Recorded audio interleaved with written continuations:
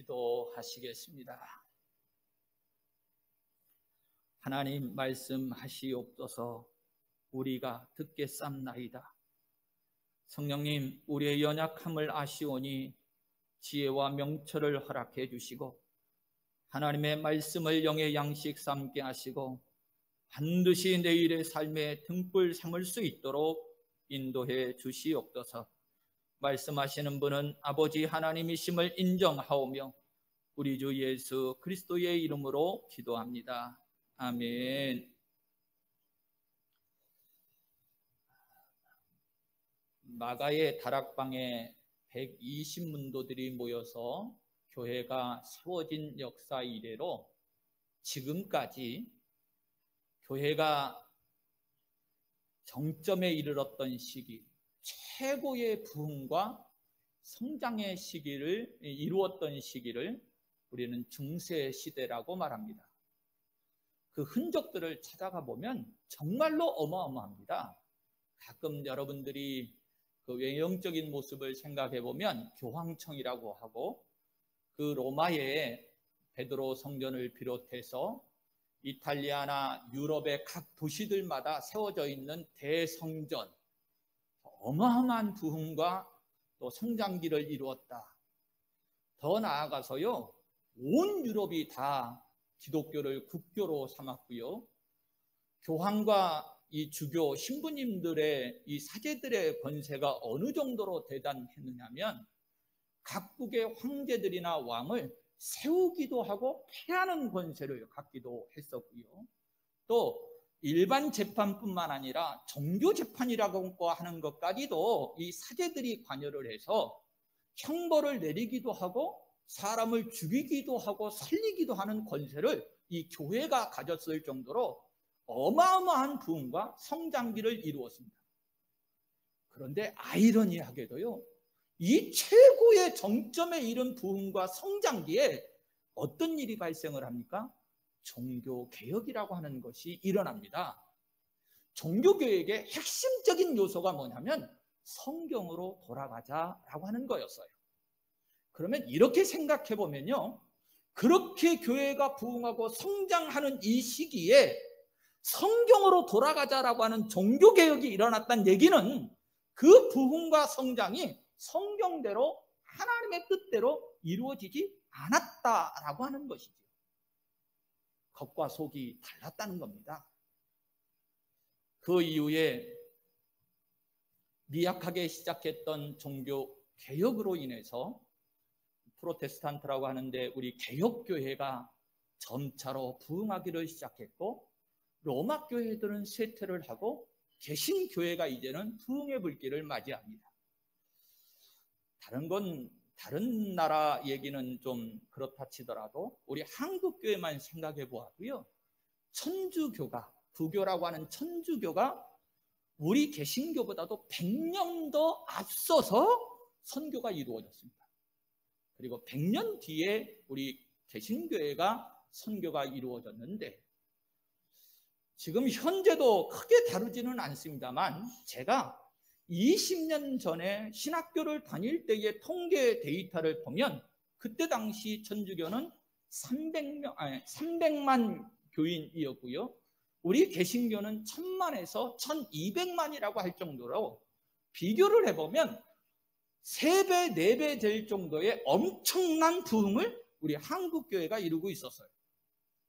저도 뭐 아주 어린 시절은 아닌데 성령운동, 부흥운동, 각종 은사 집회, 축복 소개 해가면서 한마디로 한국 기독교의 대부흥의 시기가 일고 있었고요, 중세 시대와 같이 우리 한국교회만 생각해 봐도 곳곳에 세계에서 내노라 하는 대형 교회들이 세워지고요, 또 우리 시골 지역임에도 불구하고 마을 곳곳마다 교회 없는 곳이 없고요, 도시에 가보면 빌딩들마다 밤에는 아예 십자가의 빨간 불빛이 지금도 숲을 이루고 있을 정도로 부흥과 전성기를 이루고 있습니다.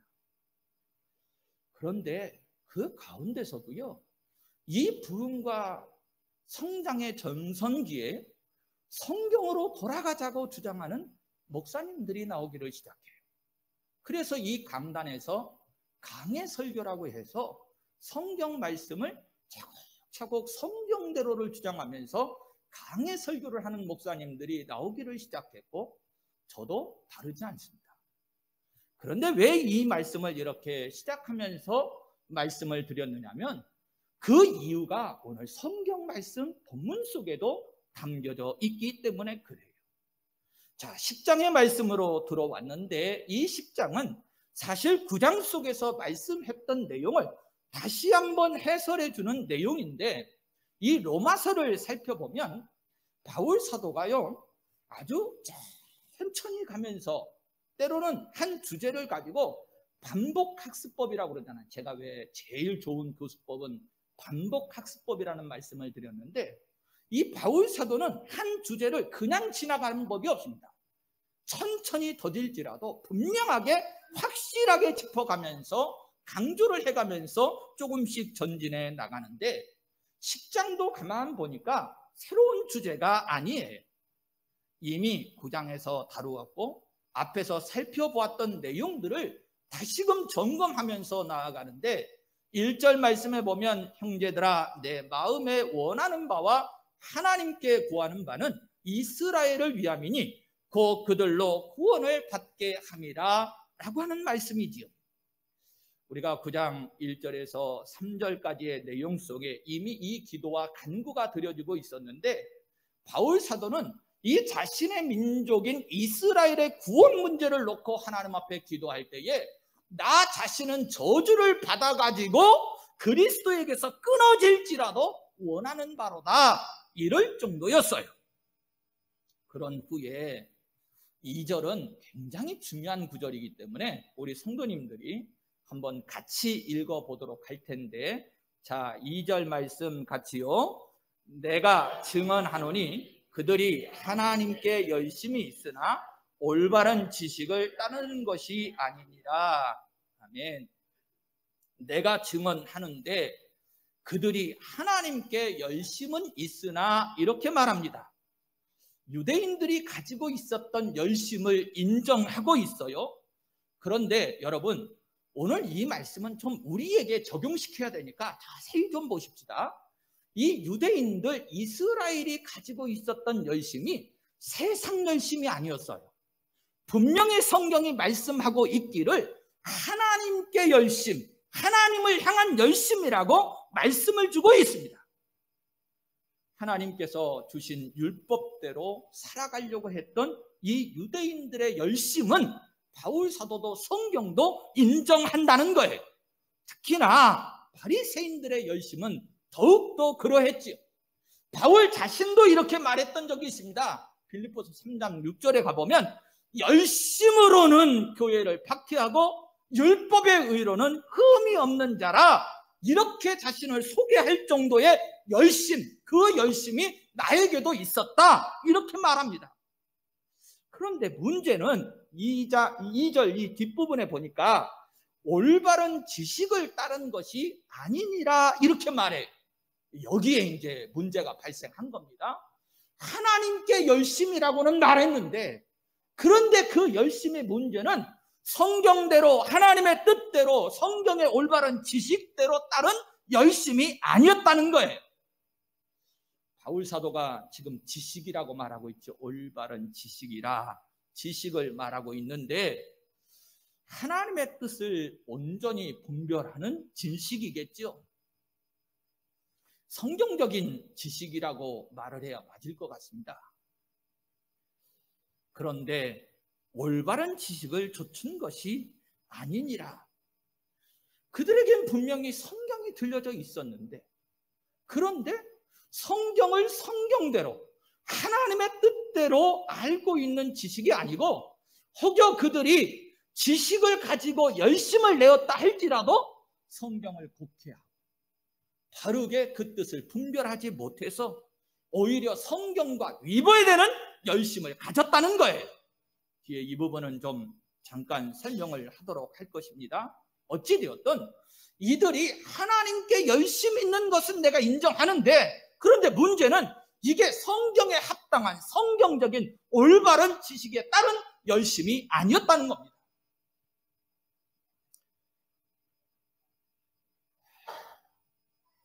제가 조금 죄송하다는 말씀을 드릴게요. 이런 생각을 했습니다. 누구 책임일까? 이스라엘 민족이, 유대인들이 이렇게 하나님께 열심 있는 삶을 살아가는데 왜 올바른 열심이 되지 못하고 성경에 위배된 열심으로 하나님을 섬겼던 것일까? 그 책임이 도대체 누구에게 있는 것일까? 일단 성경에 그 답이 있습니다. 예수님께서 누가복음 11장 52절에 보면 화 있을진저 너희 율법 교사여 너희가 지식의 열쇠를 가져가서 너희도 들어가지 않고 또 들어가고자 하는 자도 나갔느니라 그러면서 책망을 해요. 그 책임이 누구에게 있다고 말하느냐? 율법 교사들에게 있다고 말해요. 이 점이 마태복음에서도 마태복음 23장 13절 말씀에 가보면 화 있을진저 외식하는 서기관들과 바리새인들이여 너희는 천국문을 사람들 앞에서 닫고 너희도 들어가지 않고 들어가려 하는 자도 들어가지 못하게 하는도다 이렇게 말해요. 왜 제가 부끄러운 모습으로 여러분들 앞에 죄송하다는 말씀을 드렸느냐면 이 시대로 말하면 목사님들이죠. 설교하는 사람들입니다. 제대로 가르치지를 않았다는 거예요. 오히려 열쇠를 가지고 가서 그것을 곡해하게 만들고 변질시켜서 오히려 천국에 들어가려고 하는 자들까지도 막아서는 악한 일을 행했다는 겁니다. 성도들의 책임이 아니고 가르치는 교사들, 설교자들, 목사님들 책임이라는 거예요. 통감합니다. 그런데 일단 오늘 우리가 말씀을 받고 교훈을 좀 삼아야 되니까 점검해 볼게요. 바울 사도가 1장 2절에서요. 이 복음은 하나님의 선지자들을 통하여 그의 아들에 관하여 성경에 미리 약속하신 것이라 이렇게 말씀해요. 또 3장 21절에서는 이제 율법 외에 하나님의 한 의가 나타났으니 율법과 선지자들에게 증거를 받은 것이다 이렇게도 말씀했습니다. 그런데 이스라엘은요 무엇을 가지고 있죠? 율법과 선지자. 지금 우리로 쉽게 이야기하면 구약 성경을 가지고 있으면서도 하나님의 뜻이 이렇게 분명히 성경에 기록되어 있음에도 불구하고 이 구절은 보지도 않고 무시하기도 하고 하나님의 참뜻을 분별할 수 있는 지식마저도 없었다는 거예요. 그 원인을요 이제 우리가 앞에서 보았던 9장 속에서 설명을 하는데 9장 32절에서 그들이 믿음을 의지하지 않고 행위를 의지함이라 이렇게 말씀합니다. 그리고 오늘 본문에서 2절에서 그들이 하나님께 열심히 있으나 올바른 지식을 따르는 것이 아니니라고 그렇게 말씀을 해요. 그리고 그에 따른 결과가 이제 3절에 기록되어 있는데 그 결과는 이랬습니다. 하나님의 의를 모르고 자기 의를 세우려고 힘써 하나님의 의에 복종하지 아니하였느니라 이렇게 말해요. 일단 그냥 성경 말씀 있는 9절 그대로를 먼저 여러분들에게 나누기를 원합니다. 나를 중심으로 한 하나님께 향한 열심, 결국 자기 의를 세우려고 했던 이 행위가 반대로 힘써 하나님께 복종하지 아니하는 그런 열매로 맺어졌다는 거예요. 여러분 굉장히 중요한 말씀입니다. 저나 여러분들은 하나님을 향해서 복종하기를 원하시죠. 하나님의 뜻을 이루어드리는 신앙생활 하기를 원하시죠. 하나님의 말씀 진리를 세워가려고 하는 신앙생활 하셔야 되잖아요. 그런데 그 열정과 그 열심이 오히려 반대로 힘써서 하나님께 복종하는 것을 막았다면, 반대로 갔다면 얼마나 가슴을 치고 통탄할 일이겠어요. 저는요 만약에 나와 같은 존재가 장차 예수님 앞에 섰는데 예수님이 백보자 심판대 앞에서 이 선언을 하시면 가슴이 찢어질 것 같아요. 너무나도 허망하잖아.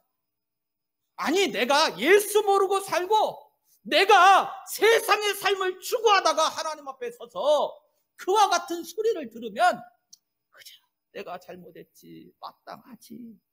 그려 나는 예수 모르고 살고 죄인인지도 모르고 살고 죄 짓고 살았으니 이런 심판을 받고 이런 마땅한 형벌을 받을 자니 이럴 것 같은데, 그게 아니고 하나님께 향하여 열심을 내었는데, 그런데 정작 심판대 앞에 섰는데 너희가 세웠던 그 열심이 오히려 심히 하나님 앞에 복종하지 않은 것이었다, 이런 선언을 받으면 여러분들 어떨 것 같으세요?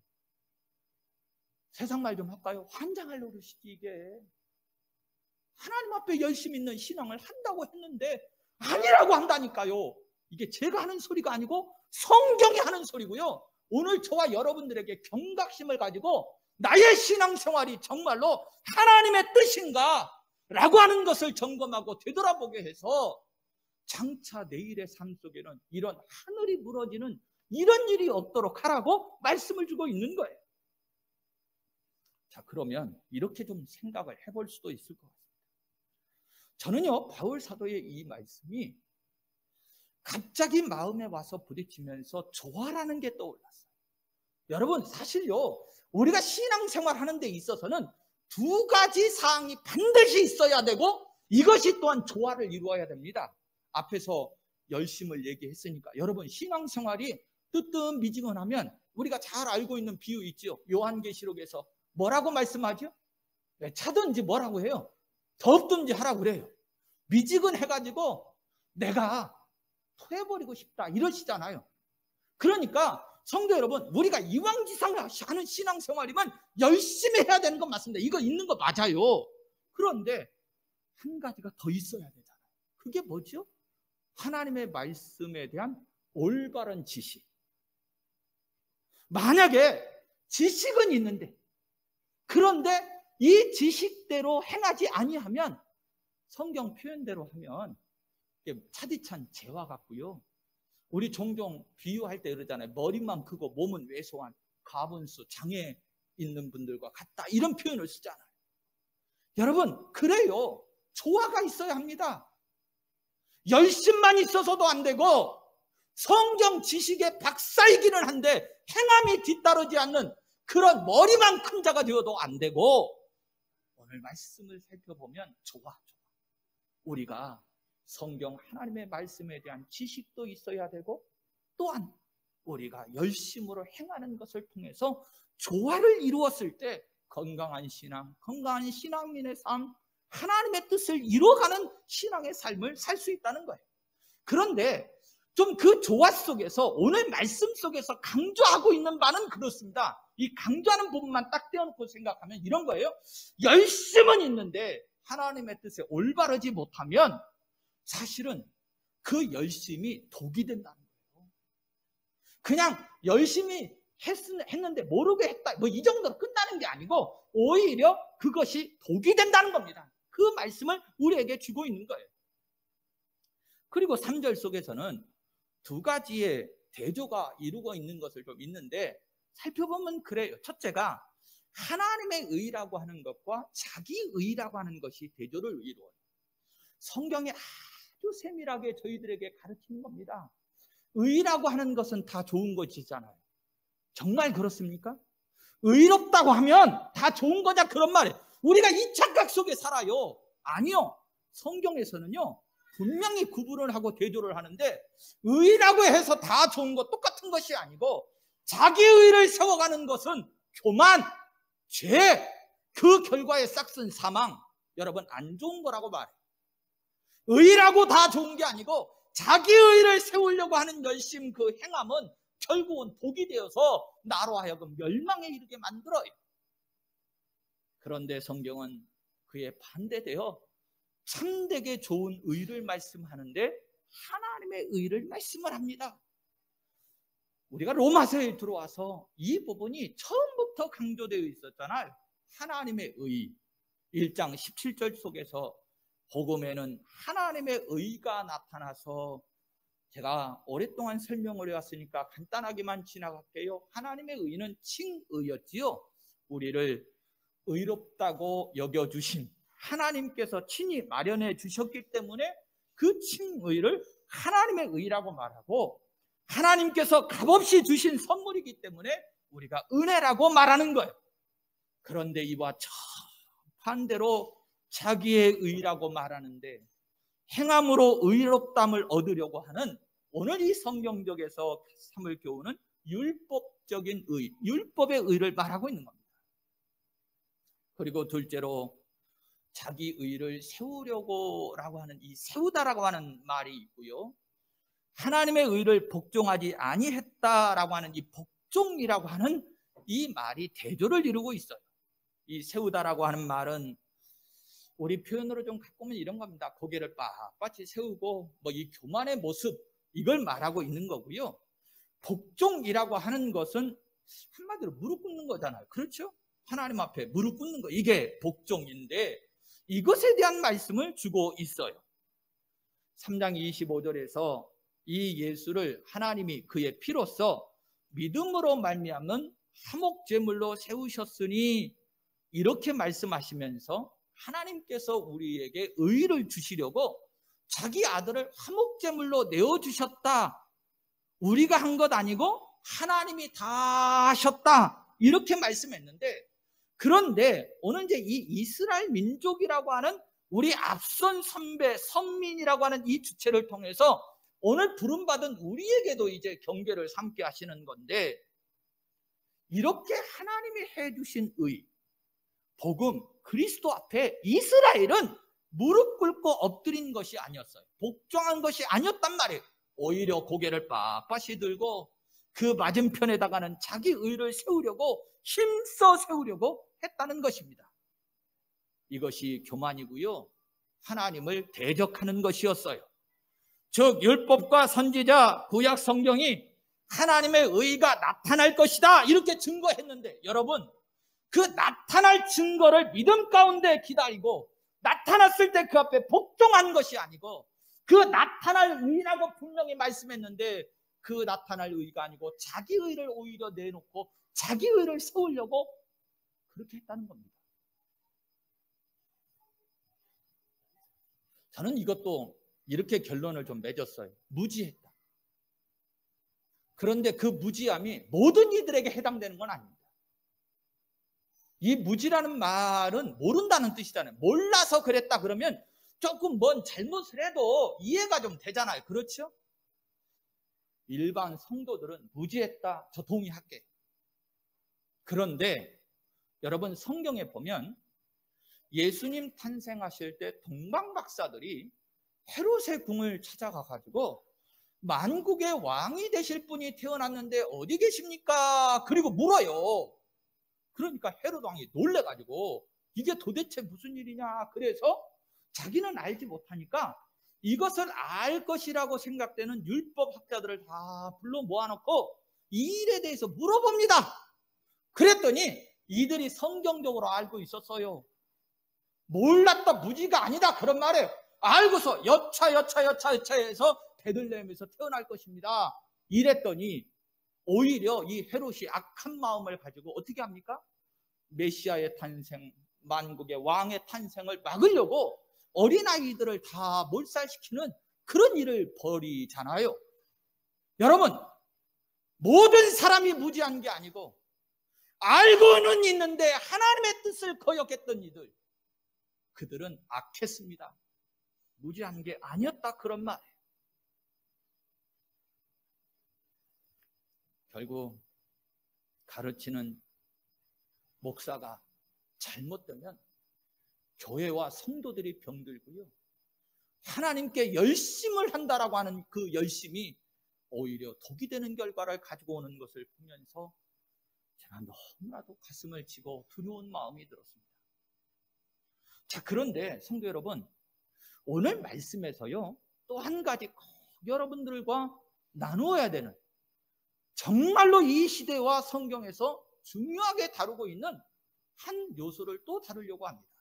이게 4절 말씀에 있는데 4절도 중요하니까 자, 4절 말씀 한번 같이 읽어볼게요. 자, 4절 같이요. 그리스도는 모든 믿는 자에게 의를 이루기 위하여 율법의 마침이 되시니라. 이 율법의 마침이 되었다라고 하는 이 말씀이거든요. 제가 성경적으로도 중요하지만 이 시대 우리에게 왜 중요하냐를 말씀을 드리냐면 이 율법의 마침이 되었다라고 하는 이 부분을 잘못 해석하고 곡해가지고 이단들이 너무 많이 일어났기 때문에 그렇습니다. 율법을 이제 예수님이 다 마치셨으니 우리는 율법의 법에 이제는 적용을 받을 필요가 없고 율법에 적혀 있는 조항조항 하나하나를 따져가면서 그리고 우리는 자유함을 누렸으니 이 육신의 것은 함부로 해도 되고 우리는 영만 구원받으면 된다. 그래서 일명 긴 시간 얘기하지 않겠습니까? 구원파 같은 이런 이단들이 부지기수로 일어났습니다. 성경을 잘못 해석한 거죠. 그래서 저는 오늘 이 시간 이 율법의 마침이라고 하는 본질적인 성경적인 의미가 뭔가를 잠깐 설명을 드리려고 해요. 굉장히 중요합니다. 정말로 간단히 설명하기가 아까운데 시간상 어쩔 수 없어서 그렇게 말씀을 드려요. 일단 이 말씀은 누가복음 16장 16절 말씀에 가보면 율법과 선지자는 요한의 때까지요. 그 후부터는 하나님 나라의 복음이 전파되어 사람마다 그리로 침입하느니라. 그래서 율법과 선지자의 시대가 이 세례 요한의 때까지 끝을 맺고 이제 복음의 시대, 예수님의 시대가 열려진다라고 하는 이 말씀, 율법의 시대는 막을 내리고 이제는 새로운 복음의 시대가 열렸다라고 하는 이 말씀을 이제 교리적으로 바울 사도가 정리를 해서 말한 겁니다. 그렇다면 이제 우리가 이 시간 좀 바르게 알 것은 이 율법의 마침이 되었다라고 하는 참된 의미는 뭘까? 어떤 의미일까? 그러는 거예요. 제가 세 가지로만 간단히 정리를 할게요. 먼저 첫 번째로 율법이 마침이 되었다라고 하는 이 말씀은 율법이 폐하여졌다 이런 뜻은 아닙니다. 이단들은 이 율법의 마침이 되었다는 것을 마치 끝났다, 폐하여졌다 이렇게 해석하지만 오히려 이 말씀은 율법의 요구가 충족되어졌다, 완성되어졌다라고 하는 의미예요.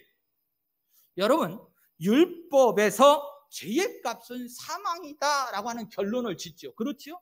이게 율법이잖아요, 율법. 그런데 이 율법의 요구대로, 정죄대로 이제 사망이어야 되는데, 그런데 이 사망을 해결해 보려고 벗어나려고 하는 장치들이 마련되어 있습니다.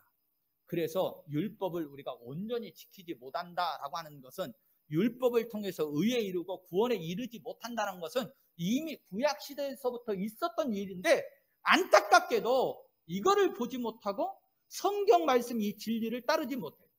여러분, 구약의 제사제도가 왜 생겼지요? 모든 이들이 율법을 지키고 의에 이를 것 같으면 제사제도가 왜 있어요? 제사제도는 뭐 하는 것에 주 방점이 찍혀 있지요? 내가 죄를 지었을 때 죄의 값은 사망이라 그래서 사망에 이르러야 되는데 생명의 속전을 통해서 내가 좀 그 혜택을 보려고 한 것이 제사잖아요. 그래서 양이나 염소를 내 생명 대신 죄값을 치르게 하고 나는 이제 그 죄로부터 값으로부터 벗어났다 이런 제도가 제사예요. 그러니까 한마디로 벌써 구약의 시대부터 하나님은 아시고 그 율법을 온전히 지키지 못하는 것에 다음 장치를 마련해 주셨는데 그게 제사였어요. 그런데요, 그 구약의 제사 제도가 그러면 완전했느냐? 그게 아니었다는 것도 우리가 성경에 살필 수 있어요. 뭐지요? 여러분, 구약의 제사 제도는 큰 의미 속에서는 대속죄일이라고 그래가지고 1년에 한 번씩 매해마다 모든 민족의 죄를 대속하기 위해서 그 민족의 주체들이 하나님의 백성들의 죄를 대속하기 위해서 대제사장이 들어가서 대속죄일의 제사를 매번 드려야 했습니다. 그리고 하나님의 자녀들도요, 자기가 죄를 지을 때마다 어떻게 하죠? 죄를 지을 때마다 속죄의 제물을 가지고 가서 제사를 지냈어요. 결국 그 제사의 제도도 우리말로 쉽게 표현하면 그림자와 예표였을 뿐이지 완전했다, 못 완전했다? 완전하지 않았어요. 그런데 성경에서는요, 이 모든 완전하지 않지만 그림자와 예표로 주어졌던 이것들 속에서 이제는 완성을 해주실 실체가 나타날 것이다. 하나님의 의가 나타날 것이다 라고 하는 것을 강조하면서 우리로 하여금 사모하게 하고 기다리게 하고 믿음 가운데 서게 했는데, 안타깝게도 그렇게 하지를 못해요. 율법의 마침이라고 하는 것은 결국은 우리의 율법의 요구를 충족시켜줄, 하나님께서 자기 아들을 보내셔서 그 모든 율법의 요구를 충족시켜줄 대속의 제물이 되게 하실 것이다 라고 하는 첫 번째 의미가 있고요, 두 번째 율법의 마침에 관한 이 의미는 앞에서 말씀을 드렸듯이 구약의 제사법은 그림자와 예표로 주어진 것이고, 실체이신 그리스도께서 오셔서 단번에 성취하시고 완성하실 것이다. 율법의 마침이 되실 것이다. 또다시 제사하고 제물이 필요하지 않다라고 하는 것이고, 세 번째도 역시 궁극적으로는 이 구약의 제사법으로는 온전하게 할 수 없는데 그리스도께서 영원히 온전하게 하시고 의롭다함을 얻게 하실 것이다. 이것이 율법의 마침이 되었다라고 하는 본질적인 의미입니다.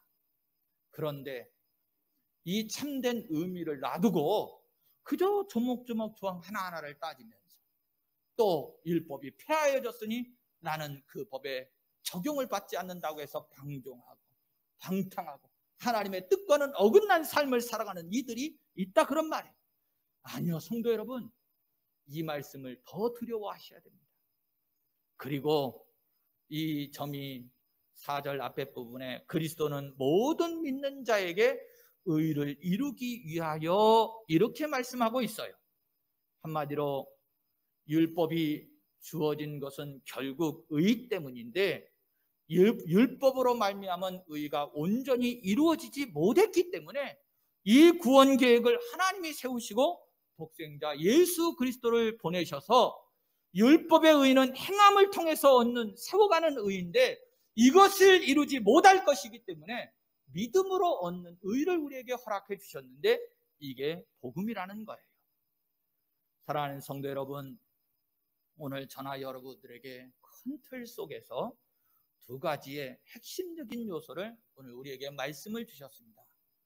절대로 자만하거나 교만하지 말고 우리가 최선을 다해서 하나님을 향한 열심은 가지시되 잘못 독이 되는 열심이 아니고 성경대로 하나님의 뜻을 잘 분별해서 또 이 종은 두려운 마음으로 여러분들에게 진리되는 하나님의 말씀만 잘 가르치고 권면해서 우리가 하나님이 원하시고 기뻐하시는 믿음의 생활, 하나님의 의를 세워가는데 독생자 예수 그리스도를 통해서 허락해 주신 의가 이 믿음이 흔들리지 아니하고 예수님 오시는 그날까지 승리하는 성도들이 되시기를 예수님의 이름으로 축원합니다.